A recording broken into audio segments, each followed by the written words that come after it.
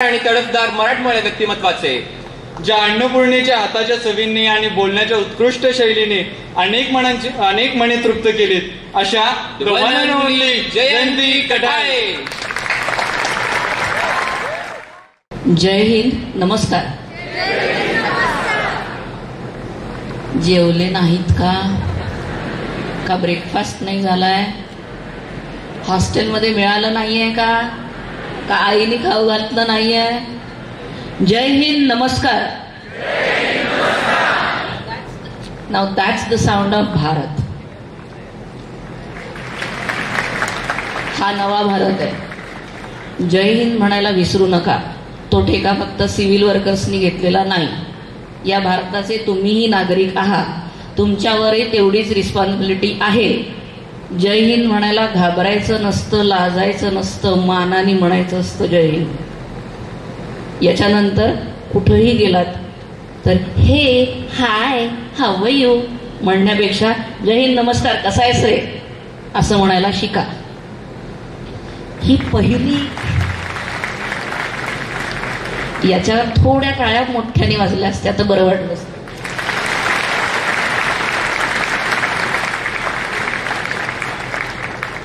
कारण आपण कुठल्याही गचाळ कंट्रीमधल्या कुठल्या तरी गावातल्या घाणेरड्या घरातल्या 8व्या बायकोच्या 9व्या पोरी नाही आहोत. आपले हात पाय सगळं जागच्या जागी आहे. तर ठसक्यात उभं राहायची ताकद स्वतःमध्ये आहे. ते उभं राहायचंच. मला थोडं कसं तरी होतंय. असं म्हणायचं नसतं आणि असं म्हणणाऱ्या मुलींसमोर भाळायचं नसतं. आम्ही मुली फक्त 2 वेळा हातबल असतो. एक, जेव्हा मी प्रेग्नंट आहे, कारण मी दुसरा जीव माझ्यात ठेवते, तेव्हा मी हतबल होऊ शकते, कारण मला त्याला सांभाळायचं आहे. ती जबाबदारी आहे माझ्यावर. आणि 2, जेव्हा माझ्या हाताला नेलपेंट लागलाय, बास तेवढा वेळाच हतबल आहे मी. कारण नेलपेंट बिघडलेला आवडत नाही. 40 वर्ष झाले नेलपेंटच लावलं नाही आहे मुळात. आधी हे फालतूचे प्रकार करायचे नाही म्हणून आईने थांबवलं, कारण तेव्हा नेलपेंट लावणं म्हणजे फालतू प्रकार होता. नंतर कॉलेज, मग डोक्यावर रिस्पॉन्सिबिलिटी, मग IT मध्ये गेलो, मग प्रेग्नंट झाली म्हणून नेलपेंट्स लावायचे नाहीत. नंतर जॉबच असा निवडला का जिथे नेलपेंट लावताच येणार नाही आहे, कारण किचन सांभाळायचं.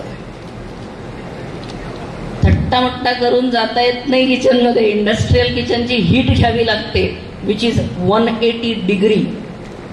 जेवढी हीट बाहेर त्याच्यापेक्षा डबल हीट आत. ही सांभाळता आली पाहिजे. आपली आई आपल्याला किचनमध्ये छान मस्त मस्त पदार्थ खाऊ घालत असते आणि आपण तिचं व्हॅल्युएशन करत नसतो. याच्यावर मला गॅरंटी नाही. मी तुम्हाला सगळ्यांना सांगितलं ते आपण सगळ्यांनी हे केलेलं आहे, आजही करतोय. Engineer makes the world, entrepreneurship gives the value to the world. हे माझं वाक्य आहे. माझी स्टोरी बऱ्याच लोकांना माहिती आहे. इथे नरेट झाली, तुम्हाला मे बी वाचून किंवा कुठेतरी रील्स बघून टाइमपास करता करता अरे बाई चांगली वाटते ऐकावं असं म्हणून अशी स्टोरी आवडलेली असेल. Let me share you my schedule, जे मागच्या 20 वर्षांपासून जसंच्या तसं आहे. माझं घड्याळ चालू होतं सकाळी 3:30 वाजता आणि संपतं रात्री 12:30 वाजता.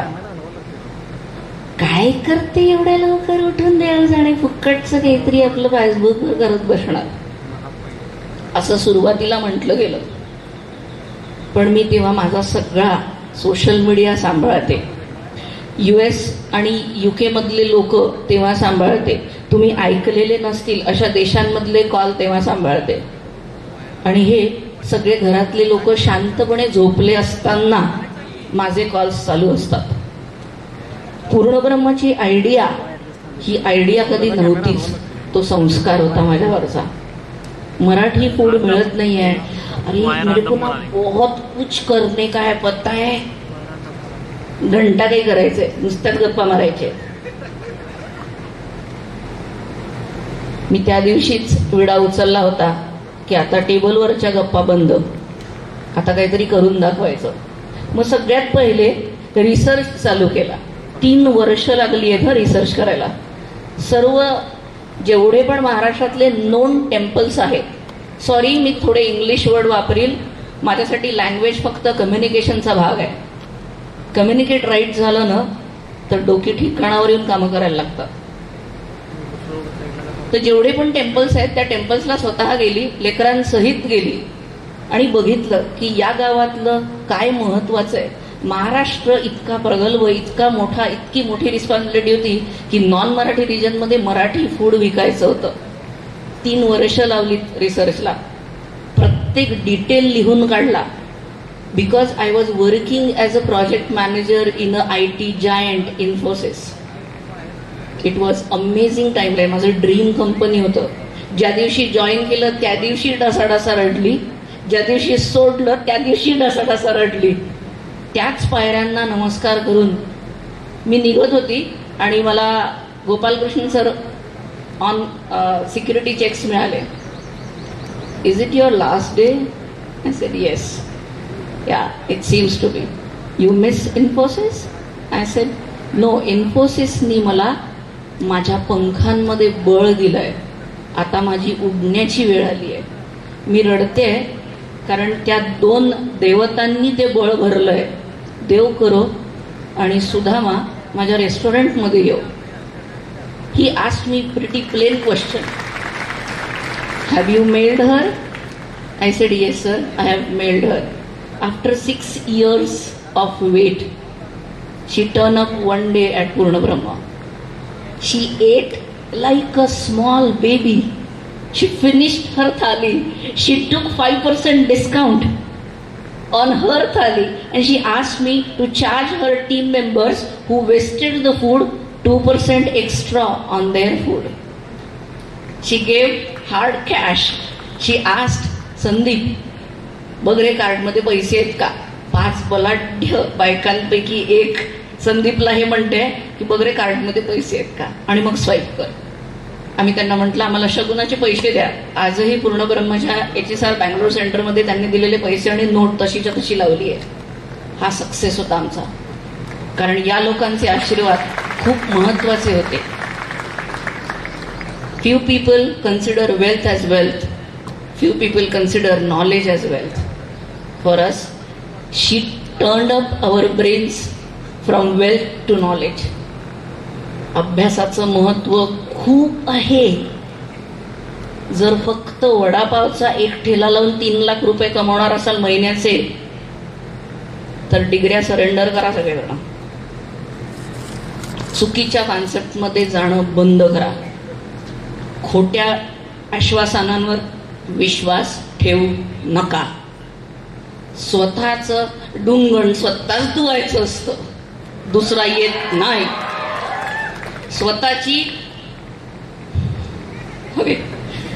स्वतःची आग स्वतःच विझवायची असते, दुसरा येणार नाही. तुम्हाला स्वतःसाठी उभं राहावं लागेल. सगळ्यात पहिला नियम घातला, मी आजपासनं रडणार नाही. मी आजपासनं हे म्हणणार नाही can it be possible, seriously, is it, असं काहीही म्हणणार नाही. पूर्ण ब्रह्माचा पहिला पूर्ण ब्रह्म स्वतः एका छोट्या टिश्यू पेपरवर लिहून काढला, त्याचा मस्केटियर तयार केला, लोगो तयार केला, वेबसाईट रजिस्टर केली. कोणाच्या बापाला न घाबरता ठसक्यात लिहून काढलं, the largest Maharashtrian restaurant across the globe on the world plate, we will serve Marathi food with 70% employment of ladies. हे एवढं लिहून काढलेलं आहे पहिल्या दिवशी. कॉम्पिटिशनचा विचार करायचा नसतो जेव्हा तुम्हाला तुमच्या प्रॉडक्टवर विश्वास असतो. मीच माझी ब्रँड अँबॅसेडर झाले. मला माझ्या रेस्टॉरंटमध्ये नऊवारमध्ये मुली हव्या होत्या आणि धोतर बंगाली शर्ट घालून मुलं हवी होती. मी ठरवलं मी त्यांना सांगायच्या आधी मीच ते घालायला सुरुवात करते. लग्नाचं टिमटिम करत घेतलेलं नऊवार तिथे घालायला सुरुवात केली. त्याचं व्हॅल्युएशन तेव्हा झालं. 2च नऊवार होते. 3 वर्ष 2 नऊवारवर काढले आहेत. मला माहिती होतं की काय करावं लागणार आहे. इन्फोसिसचा जॉब चालू होता आणि पूर्णब्रह्मचा ठेवा आम्ही फक्त 400 स्क्वेअर फीटमध्ये सेट केला होता. 24 सीटर सेटअप. Trust me. 16 किलोमीटरचा पाथ. 1 मधलं सुलभ शौचालय जिथे मी माझा इन्फोसिसचा युनिफॉर्म काढायची, नऊवार घालायची. त्याला 100 रुपये देऊन ठेवलेले असायचे कारण तो ते शौचालय ड्राय ठेवायचा कारण माझं नऊवार ओलं नको व्हायला. मग त्याने त्याच दरवाजाला एक कुंडी पण लावून दिली होती मला छोटीशी अटकवायला. आणि मग तिथनं पूर्णब्रह्मला यायचं, ते सांभाळायचं, रात्रीला वापस जायचं, घरचा सगळा स्वयंपाक आटपायचा, लेकरांना बघायचं.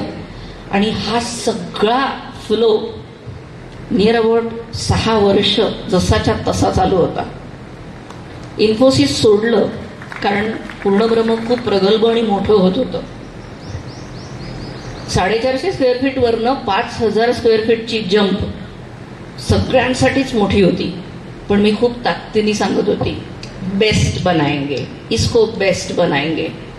इंटेरियर सहित सगळं मी स्वतः तयार केलं. टीम्सला शिकवणं बाकी होतं. नॉन मराठी लोकांना मराठी फूड शिकवायचं होतं. And I was little sceptical. आता काय, love language was the best thing. मी बाबांना एक दिवस फोन केला. म्हटलं बाबा कसं करू, हे तुझं आहे, तू ठरव, आम्हाला विचारायचं नाही. लग्न लावून देण्याच्या वयात लग्न लावून दिली आहेत. पोरं बाळं जन्माला घालण्याची ताकद परमेश्वराने दिली आहे. ती सांभाळायची ताकद स्वतःची स्वतः आणा. आम्हाला कार्ड स्वाईप करून बोलवू नका. आमच्या नातवांना खेळवण्यासाठी आम्ही आमच्या हिशोबाने येऊ.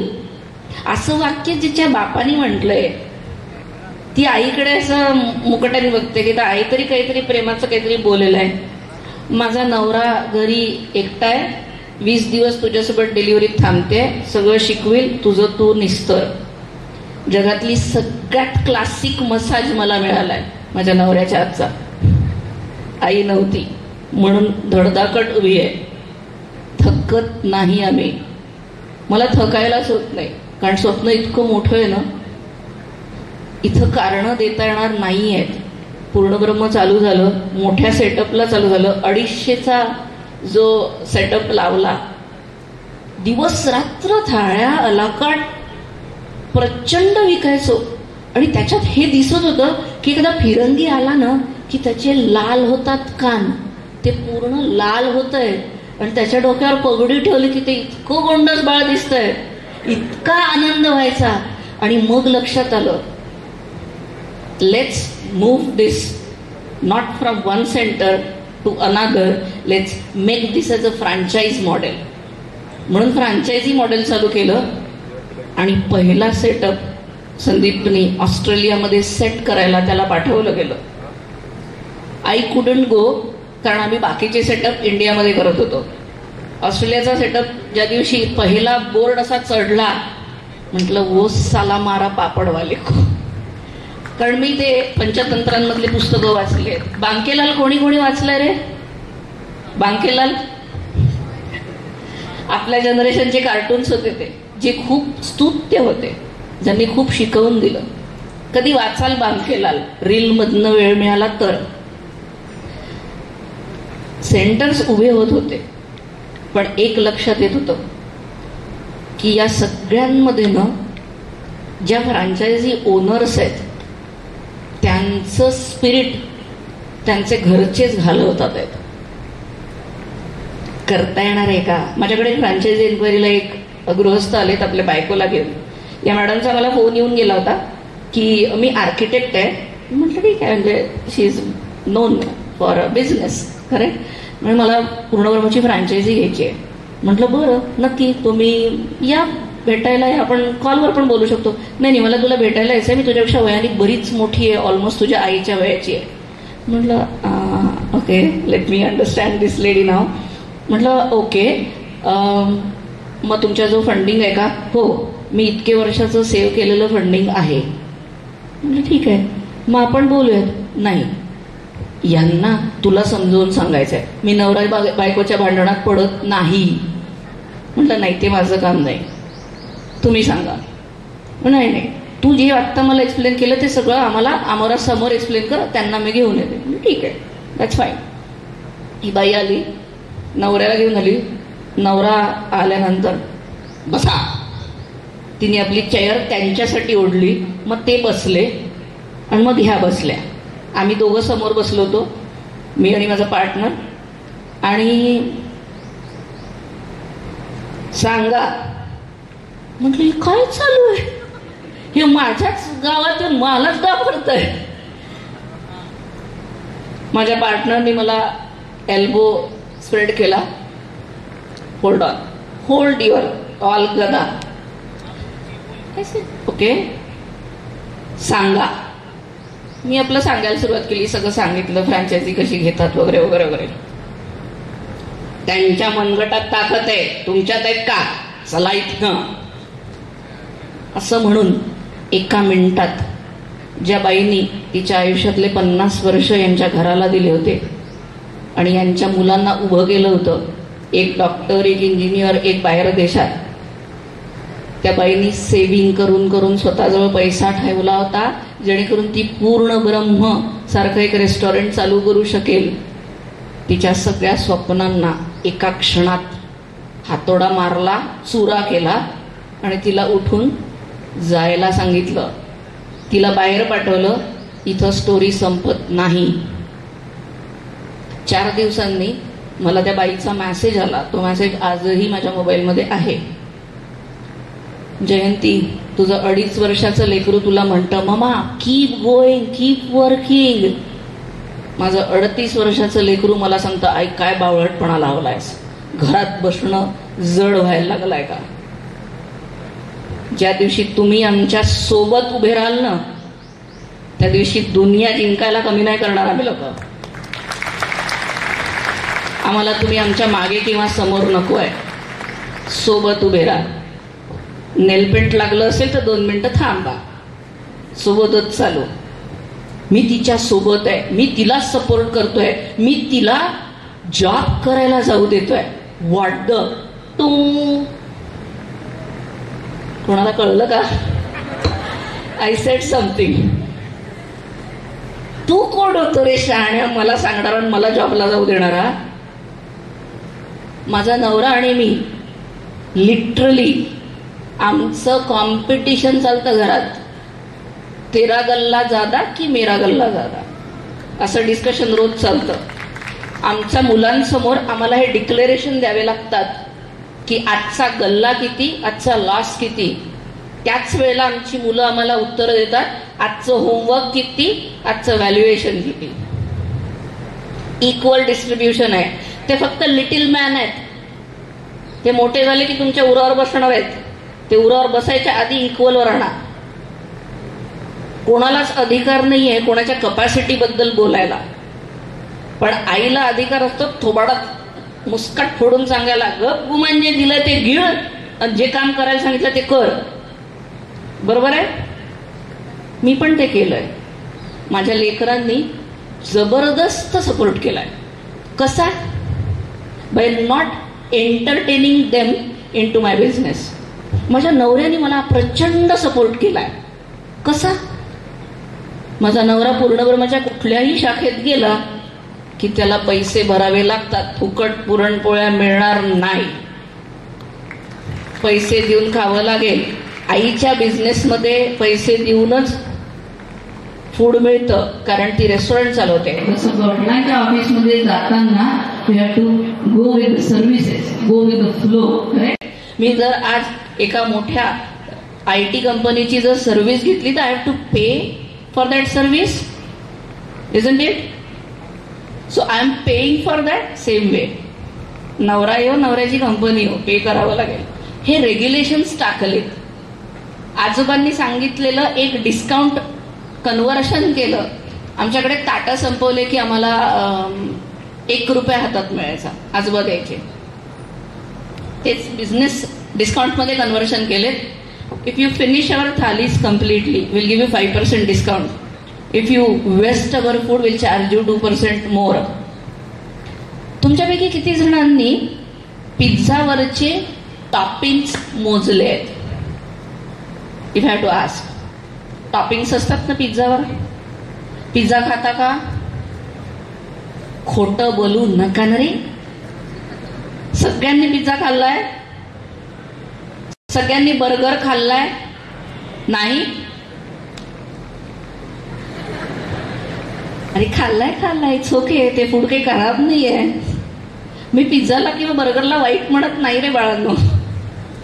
माझ्यासाठी पुरणपोळी मोठी आहे. मी माझी लाईन मोठी आखते. या प्रवासात ना खूप साऱ्या गोष्टी अशा झाल्यात की ज्यांनी लाईफ टर्निंग सिच्युएशन्स आणल्या. नॉन मराठी रिजनमध्ये मराठी फूड विकताना आलेल्या सर्व रिस्कवाल्या एन्व्हायरमेंट्समध्ये माझी सपोर्ट सिस्टीम उभी होती.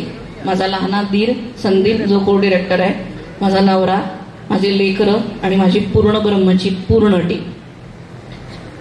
स्पॅनिश मुलाला मोदक शिकवला. आमच्यासाठीचा तो विनिंग पॉइंट होता. त्याला सांगितलं तुझं जे मोमोज आहे ना ते बनव. त्याला इंग्लिश येत नव्हतं, त्याला मराठी येत नव्हतं, त्याला हिंदी येत नव्हतं. मग आम्ही मराठीत त्याला मोदक शिकवला. एनिवे तिन्ही लँग्वेज येत नाहीये. मग मराठी शिकवायला सुरुवात केली. मग तो फोनवर सांगायचा I have made modak you know. ठीक आहे, गुड. या पूर्ण प्रवासात फक्त एक शिकली. The more we give value to our product, the more world will give value to our product. तुम्ही ज्या दिवशी स्वतःला अप स्टँडर्ड प्रॅक्टिसमध्ये आणाल त्या दिवशी आपण सगळेजण एका व्हॅल्यूड प्रॉडक्टला maybe we will be able to identify those product. तुम्ही आज सगळेजण आंतरप्रिन्युअर्स बनण्याच्या भानगडीत पडू नका. आंतरप्रिन्युअरशिप मजाक नाही आहे. 12 वर्ष झाले आहेत, ना ब्रेक घेतलाय, ना झोप घेतली आहे, ना असं झालंय की oh my goodness I am tired, let me sit for a minute. No, it is not possible for a entrepreneur. It is not easy. मला ना असंच लागतं यु नो, असे ॲटिट्यूड देता येत नाही. खूप साऱ्या गोष्टींवर कंट्रोल करावा लागतो. खूप साऱ्या गोष्टी अंडरस्टँड कराव्या लागतात, लाईंड अप कराव्या लागतात, ॲक्शनेबल लिहावे लागतात, रिस्पॉन्सिबिलिटी घ्यावी लागते, चेकलिस्ट बनवाव्या लागतात, लोकांना समजून सांगावं लागतं. या चेकलिस्टवर येणाऱ्या पैशाची रिस्पॉन्सिबिलिटी घेऊन ते एक्झिक्यूट करावं लागतं. एक्झिक्युशन झाल्यानंतर सस्टेनेबिलिटीमध्ये न्यावं लागतं. सस्टेनेबिलिटी नेल्यानंतर लोक तुम्हाला प्रॉफिट लॉस बॅलन्स शीट सगळं विचारतात.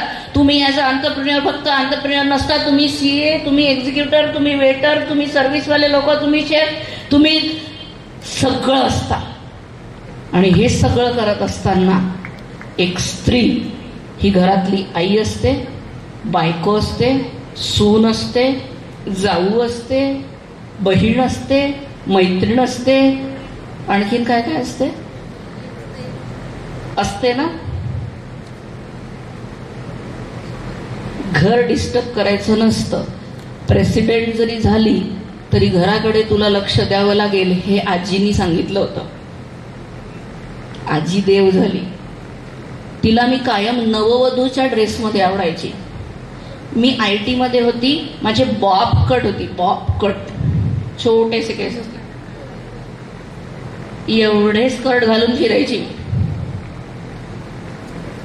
जेव्हा पूर्णब्रह्म चालू केलं तेव्हा नऊवार माझ्यासाठीचा फक्त युनिफॉर्म नव्हता, ते माझं महावस्त्र आहे.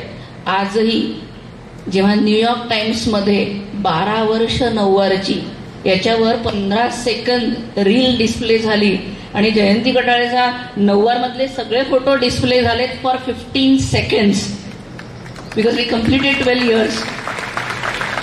त्याही दिवशी आणि पहिल्याही दिवशी मी या महावस्त्राला नमस्कार करूनच हे वस्त्र परिधान करते. माझ्यासाठी हे सोल आहे. आजीला मी नववधूच्या रूपात हवी होती तर मी आजीसमोर कायम नववधूच्या रूपात गेली. नवऱ्याला मी बीचवर नऊवारमध्ये नको आहे तर मी बीच वेअर घालून गेली. मुलांना मी त्यांच्यासोबत जीन्स टी शर्ट मध्ये हवी आहे तर मी त्यांच्यासोबत तशी गेली. आपल्यामध्ये ताकद आहे मल्टीटास्किंग करण्याची. फक्त अष्टभुजाधारी असताना नवरात्रांमध्ये फक्त देवीचं कौतुक करून हो न आम्ही तर सगळं करतो असं न म्हणता आपण सगळ्याजणी ऍक्च्युली मल्टीटास्कर आहोत हे आधी स्वतःला सांगा. त्याचा गाजावाजा नंतर करू आपण. आधी ते करून बघा एकदा. मी 40 वर्ष झाले करते आणि इथे बसलेल्या सगळ्या या समोरच्या करतात आहेत. तुमच्यावर जेव्हा वेळ येईल तेव्हा हात सोडून पळू नका. लग्न झाले, आता पोरं बाळ झाली, आता थांबावं लागेल असले रिझन देणाऱ्या बायकांना स्ट्रेट मेसेज आहे, ते तुमच्यावरचं बर्डन नाही आहे, तुम्ही घेतलेलं डिसिजन आहे. मग त्याला तुम्ही सांभाळा. दुसऱ्यावर टाकायचं नसतं लेकरू. आणि पुरुषांनी त्याच वेळेला त्यांना सपोर्ट करायचा असतो. ते तुलाच ऐकतात गो, मला कुठे ऐकतात. आईनं तू त्यांची, माझ्या आईने मला सगळं खाऊ घातलं. अपेक्षा करू नका. जर तिला तुम्हाला अष्टभुजाधारी करायचंय तर तुम्हाला उभं राहावं लागेल तिच्यासोबत, तर ती अष्टभुजाधारी होईल, नाहीतर नाही. मी प्रेग्नंट होती मार्चच्या वेळेला. मला प्रणवनी स्पष्ट सांगितलं, मला वेळ नाहीये तुला डॉक्टरकडे न्यायला बिला, तुझं तू पाहत बस. कारण तो जॉबवर होता, त्याला क्लायंट प्लेसला ट्रॅव्हल करावं लागायचं. मी प्रेग्नंट असताना कार शिकली आहे. इकडे असं दरवाजा उघडायचा, उलटी करायची, दरवाजा हा चल भैया, असं करत करत कार शिकली आहे. आता झाले 15 वर्ष झाले कार चालवते. नऊवारमध्येच कार सुरुवात केली आणि आजही तो इन्सिडेंट कधीच विसरू शकत नाही. कोविडमध्ये जेव्हा आम्ही लोकांना 1.5 लाख लोकांना फ्री ऑफ कॉस्ट फ्रंटलाइनरला फूड दिलंय in COVID from one of the centres of Purnabramha. कारण 1 वर्षाचा साठा ठेवला होता. परमेश्वराने तेवढा स्टोअर अरेंज केलं होतं आमच्यासाठी. ते सगळं दिलं तर ते देताना मला ट्रॅव्हल करावं लागायचं बिटवीन होम अँड पूर्णब्रह्म. तर रस्त्यावर रात्रीला 12:30 वाजता एका ट्रॅफिक पोलिसनी थांबवलं, मॅडम नीचे, विंडो नीचे. आणि ते सगळं मास्क लावून वगैरे, इसमें फुको. मी आपलं फुकलं, किधर से आ रहे. हा इन्सिडेंट कोविडच्या आधीच आहे आणि कोविडमधला आणखीन वेगळा आहे. त्यांनी मला फुकायला लावलं. ते दारू पिलंय की नाही चेक करतात, ती फुंकणी ती तोंडासमोर ठेवली होती. हमको लगा किसी फॅशन परेड से आ रहे हो. मी म्हटलं नाही सर, मेरा इधर रेस्टॉरंट आहे. तेव्हा माहिती नव्हतं पूर्णब्रह्म. आणि मग जेव्हा रोज तिथनं जायला लागली तर त्या ट्रान्सपोर्टवाल्याला सॅल्यूट करायची आणि मग निघायची. त्याच्या लक्षात आलं, ते त्यांनी बहुधा लक्षात ठेवलं. कोविडच्या काळात माझी गाडी पास होत होती. मी फक्त असं थांबून चेक होत होते कोण कोण जात आहे. मी असं थांबवलं, पूर्णब्रह्म का गाडी आहे, जाणे दे. इतकं प्राऊड फील झालं ना की सगळ्यांनी सपोर्ट केला. नऊवारनी वाचवलं, नऊवारनीच सावरलं, नऊवारनीच आधार दिला. Trust me. लंडनच्या एअरपोर्टवर जेव्हा आजी समोरनं धावत आल्या, हे तू जयंती कटाळे आहेस ना? म्हटलं हो. लाख मोलाचा आशीर्वाद, माझं सगळं आयुष्य तुला लागो. मी मेस चालवून पोरांचे शिक्षण केले. आज लंडनमध्ये पोरगा जॉबला आहे, सून घ्यायला आली आहे. तुला बघितलं आणि तुला पाहून फार आनंद वाटला. ऍटलिस्ट तू इम्प्लिमेंट करते आणि मराठी फूडला जगाच्या प्लेटवर नेते. माझं आयुष्य तुला लागो. याच्यासारखा आशीर्वाद नव्हता. पूर्णब्रह्म हे फक्त माझ्यातलं नाही, माझं सोल आहे, माझा आत्मा आहे आणि तो तसाच राहील. आणि तुमच्या आशीर्वादाने आम्ही जगभरात 5,000 सेंटर नक्की करू असा विश्वास पण आहे. I think I am done. Now let's proceed to the question hour. वेळेची बंधनं आहेत, पण तुम्ही इतक्या लांबून आलात आणि आम्ही तुम्हाला असंच जाऊ देणार नाही. थोडे प्रश्न आहेत ते विचार. मॅम, लहानपणापासूनच आपण सगळे ऐकत आलो की लाभले आम्हास भाग्य बोलतो मराठी, जाहलो खरेच धन्य ऐकतो मराठी, धर्मपंथ एक जात मानतो मराठी, एवढ्या जगात माय मानतो मराठी. तर तुमचा जीवन प्रवास पाहिला तर अशा आपल्या माय मराठी खाद्य संस्कृतीची तुम्ही जी सातपुत्रा पार पोहोचवली, तर हा मराठीचा झेंडा आटके पार पोहोचवायची संकल्पना कुठून आली? मी ना IT कंपनीमध्ये जॉब करत होती, हे सगळ्यांनाच माहिती आहे. 14 वर्ष IT मध्ये होती आणि या IT मधनं बऱ्याच देशांमध्ये फिरावं लागलं. ऑलमोस्ट 22 देश फिरली आहे आतापर्यंत. तर सगळ्या ठिकाणी एकच कळलं की व्हेजिटेरियन लोकांची बोंब आहे. नॉन व्हेजिटेरियन लोकांना आपण बऱ्याचशा म्हणजे बँकॉकमध्ये जर तुम्ही गेला ना तर तिथे तुम्हाला नॉन व्हेजिटेरियन पण खाता नाही येत. जे नॉनव्हेज खाणारे लोक आहेत आमच्यासारखं सगळं खाऊन घेतात. पण ती बोंब होती आणि नव्हतं मिळत मिसळपाव. तर ती कळकळ होती, दिमागच खराब व्हायचा की सगळीकडे जेवणाची बोंब होते. आणि पोळी मागितली की नान मिळायची, काही स्नॅक्स मागितलं की इडली सांबार हातात यायचा. आणि थालीपीठ कुठं आहे, मिसळपाव कुठं आहे, पुरणपोळी कुठं. वाढदिवसाच्या दिवशी पुरणपोळी नाही खाल्ली की डोकंच तापायचं. मग प्रत्येक वेळेला आईला काय फोन करा, आई पुरणपोळी पाठवून. तर तिला उगाचच वाईट ठरलं की जगभरात चालू करणार. आणि इंटरनॅशनल ब्रँड्स जर 18,000 36,000 सेटअप्स करू शकतात, $1 बिलियन मध्ये पैसा कमवू शकतात, तर आपल्या पुरणपोळीमध्ये काय बिघडलंय रे? काय बिघडलंय? मसाले भात खाऊ घातला तर त्यांचं काही बिघडणार नाहीये, सगळ्यांना खाऊ घालू म्हणून चालू केलं. नक्कीच नक्कीच मॅम, तुमची मराठी साता समुद्रापार पोहोचवण्याची तळमळ अगदीच स्तुत्य होती.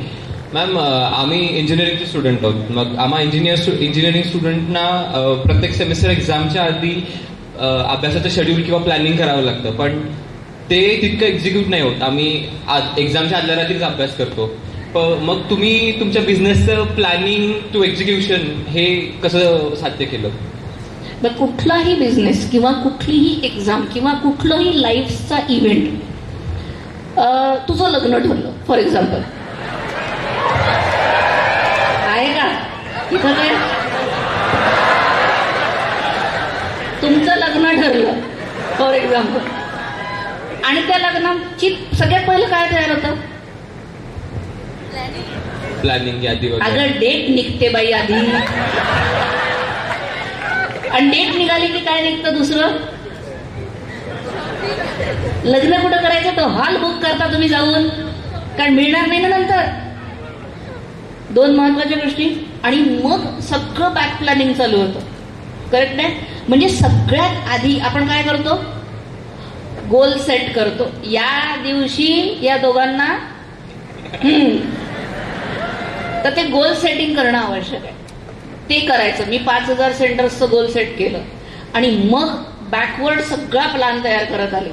आज माझ्याजवळ 500-550 कोटीचा with lane address, with area, sector, county, country address सहित एक्सेल फाईल तयार आहे. कुठं म्हटलं एखाद्या देशातनं फोन आला, चल घाल इथं, इतकी तयारी. आणि हे तयार झालं म्हणजे संपलं का? एक्झिक्यूट करावं लागेल. संभाजीनगरची जागा 3 वर्षांपूर्वी डोक्यात ठरवली होती.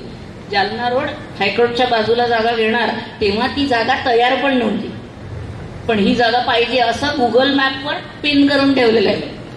इतकं प्लॅनिंग करावं लागतं. Planning is not like this, 4 dates टाकल्या, या दिवशी झालं. या आविष्कारचं प्लॅनिंग किती दिवसांपासून करताय? जवळपास मॅम 2-3 महिने पाहिजे. 6 महिने करते मी, डोक्यात येऊन एक्झिक्यूट होईस तर. आज एक्झिक्यूट झालं आणि पुढच्या जनरेशनने हे केलंच नाही तर. So only planning, only execution is not important. The most important thing in life is sustainability, जी आपण सगळ्यांनी आणायला पाहिजे आहे. रोज श्वास घेताय, रोज सकाळी ब्रश करताय, प्लॅनिंग करून करता का? आज सकाळी उठल्यानंतर ना ब्रश करणार आहे, मग तयार होणार आहे, मग कॉलेजला येणार आहे, असं काहीतरी असतं का? याला म्हणतात ऑटोमॅटिकली काही गोष्टी तुमच्यात यायला लागतात. करेक्ट? चांगली मुलगी दिसली की हसायला येतं ना, स्माईल येतं ना, किती ऑटोनॉमस आहे, जसं आरामात होतं, आतमधनं होतं. हँडसम पोरं दिसलेत की आपल्यालाही छान वाटतं ना. मला तर छान वाटतं. मी तर प्रणाला सांगते ते प्रोटीनची पावडर खाणं बंद कर, तुझ्यापेक्षा बेटर लोक आहेत. हो, त्याला सोडणार नाही पण फार छान आहे तो. सो सस्टेनेबिलिटी महत्वाची आहे. सुबह का भूला रात को वापस, सस्टेनेबिलिटी. बरोबर आहे ना? पोरगी सोडून गेली तर काळजी करू नका, तुमचं प्रेम सस्टेनेबल असेल तर वापस येईल, ही गॅरंटी आहे. आणि तुम्ही उगा याच्यावर भाळू नका.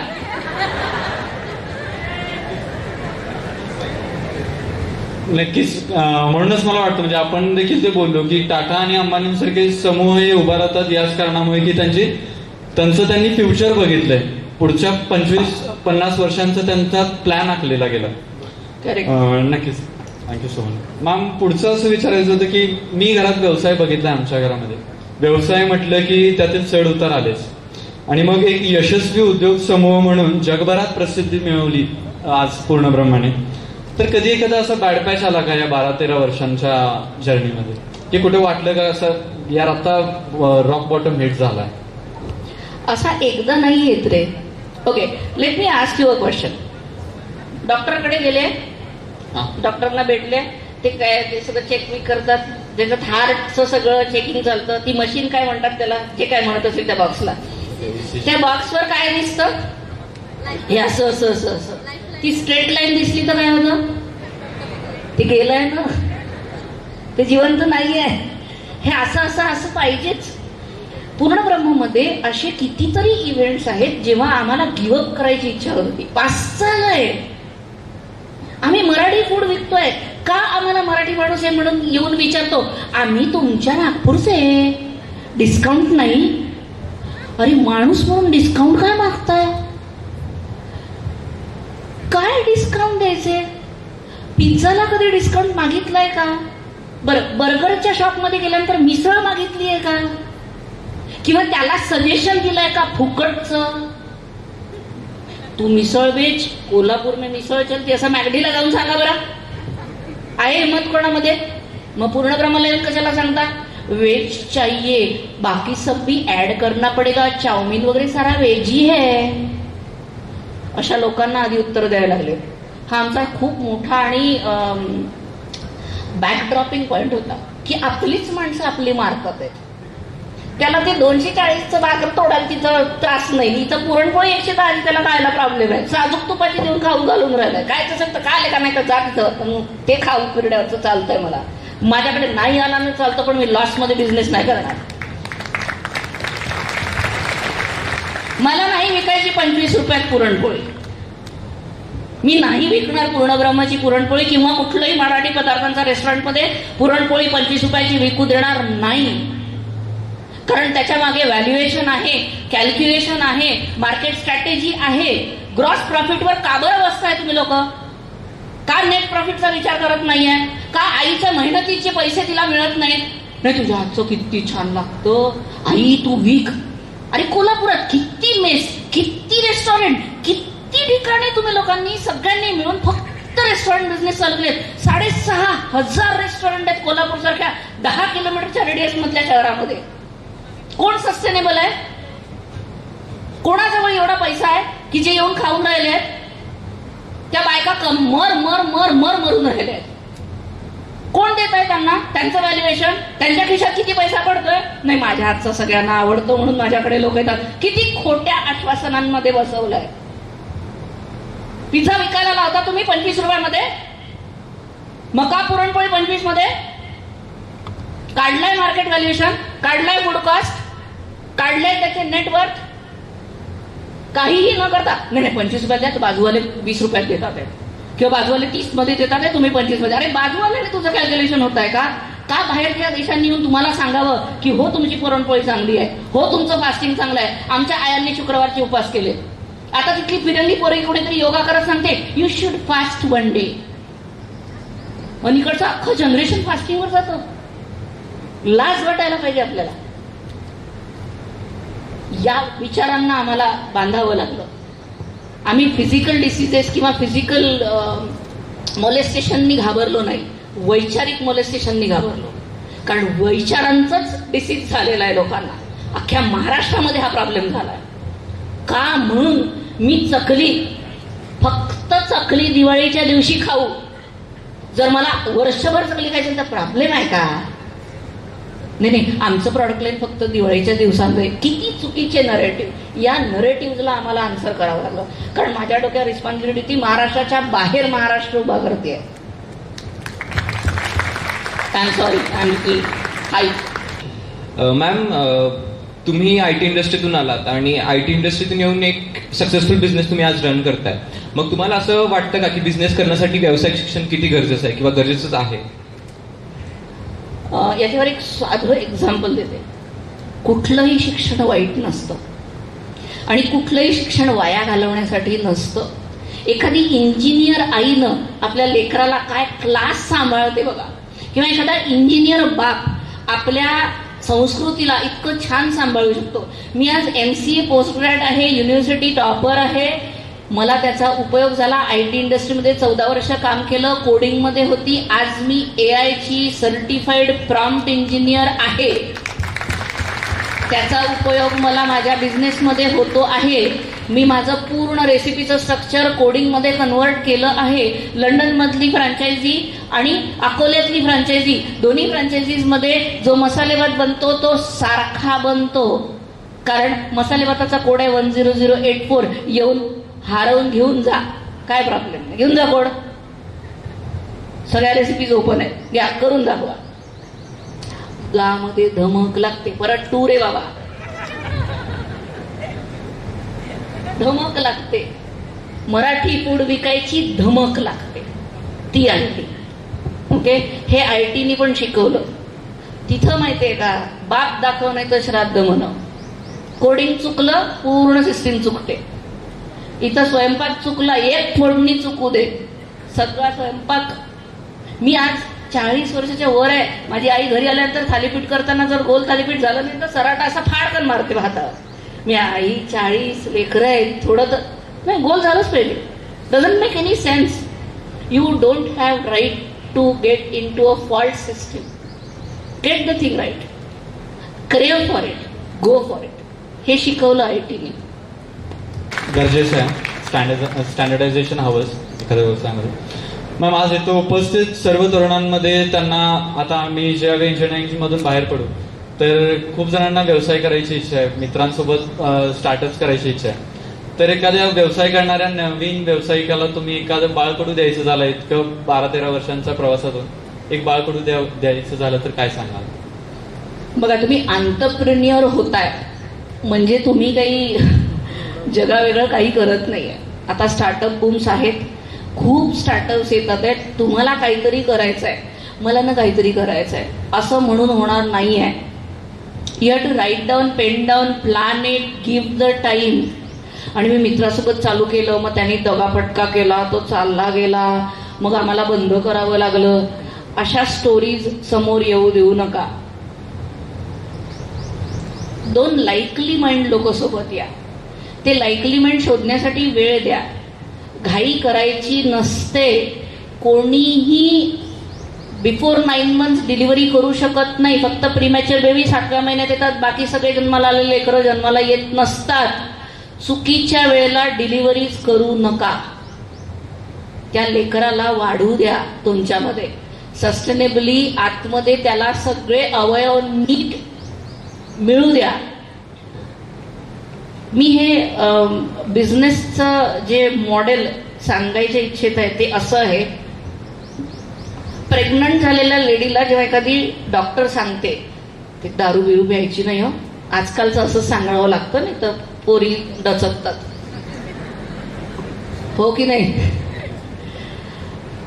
तर ते दारू बिरू प्यायची नसते, तुम्ही जरा लक्ष द्या, स्मोकिंग बिकिंग करायचं नाही असं वगैरे. म्हणजे काय सांगतात आहेत की बा तुमच्यामुळे त्या लेकराला त्रास होता कामा नये, ती तुमची रिस्पॉन्सिबिलिटी आहे. सेम स्टार्टअपचं आहे. सोडा ना दारू, इट्स ओके. सोडा smoking, it's okay, it is fine. To leave all your fancy thing away. Focus on the idea. Think over it. दिवस रात्र पॉटी सीटला बसले आहे, आंघोळ करतात आहे, देवासमोर बसले आहेत, गर्लफ्रेंड सोबत आहे, आई सोबत आहे, रिलेटिव्हकडे आहे, लग्नाला गेले आहेत, मयतीला गेले आहेत, कुठंही जा, श्वासासारखा आयडिया डोक्यात पाहिजे. सतत त्याच्याबद्दल विचार करा, त्याचे सगळे रिसर्च करा. तुमच्यासोबतचा तुमचा जो कोणी कॉम्पिटिटर आहे त्याचा विचार करा, लिहून काढा. सगळं लिहून काढायचं असतं. एकही पॉइंट अनटर्न ठेवायचा नसतो. एक्सेल फाईल तगडी बनवा, मग इम्प्लिमेंट करा. नाही तर सस्टेनेबल मॉडेल तयार नाही होणार. तुम्ही गलंडालच आणि ते बंदच करा. काहीतरी रिझन दे. नक्कीच मॅम, तुमचे बाळकूट आणि तुमचे विचार नक्कीच आम्हा तरुणांना भविष्यात बिझनेसमध्ये येण्यासाठी नक्कीच प्रेरित करतील. Thank you ma'am. बाळकडू तर आम्ही लक्षात ठेवूच. सकाळपासून तुमचा सहवास लावला. आत्ता 1 तासभराचा सहवास आमच्या जीसी म्हणजे तुम्ही आमच्या या वास्तूत आला, आम्ही धन्य झालो. तुमच्याकडून खूप काही शिकायला मिळालं. तुमच्या या सगळ्या 12-13 वर्षांच्या प्रवासावरती एक 4 ओळी तुमच्या कामाला दात म्हणून. पाय असावे जमिनीवरती कवेत अंबर घेताना, हसू असावे ओठावरती काळीज काढून देताना, संकटासही सांग ठणकावून आता ये बेहत्तर, नजर रोखुनी नजरेमधनी आयुष्याला द्यावे उत्तर. याचं मूर्तिमंत उदाहरण म्हणजे जयंती कठाळे मॅम. त्यांनी आपल्याला आज ही ऊर्जा निर्माण केली की आपण इथून बाहेर पडल्यानंतर एक व्यावसायिक म्हणून काय काम करू इच्छिता, तर हे मॅम कडून एक मॉडेल नक्कीच आत्मसात करूया. टू बी प्रिसाइज, स्टँडर्डायझेशन मॅमचं एक कायमचं म्हणणं आहे, सस्टेनेबिलिटी एक कायमचं म्हणणं आहे की व्यवसायाकडे बघताना पुढच्या 25 ते 40 वर्षांच्या पल्ल्याकडे बघा. Thank you so much, ma'am. It was so nice talking to you. Thanks a lot. Thank you, Thanks a lot. Thank you guys. Thanks a lot. Our faculty advisor, Professor Supriya Devan Kulkarni, Madam, to felicitate our honorable speaker, Jayanti Madam. Rajshri Sources.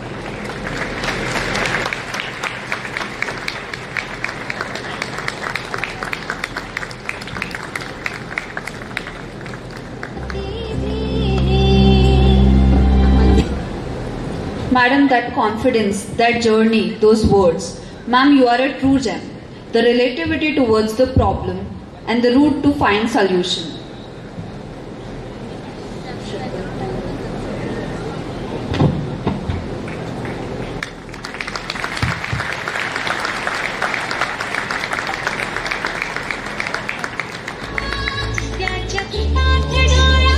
Suyash Gondkar आहे का? Suyash Gondkar, please tell me नाम बोलू.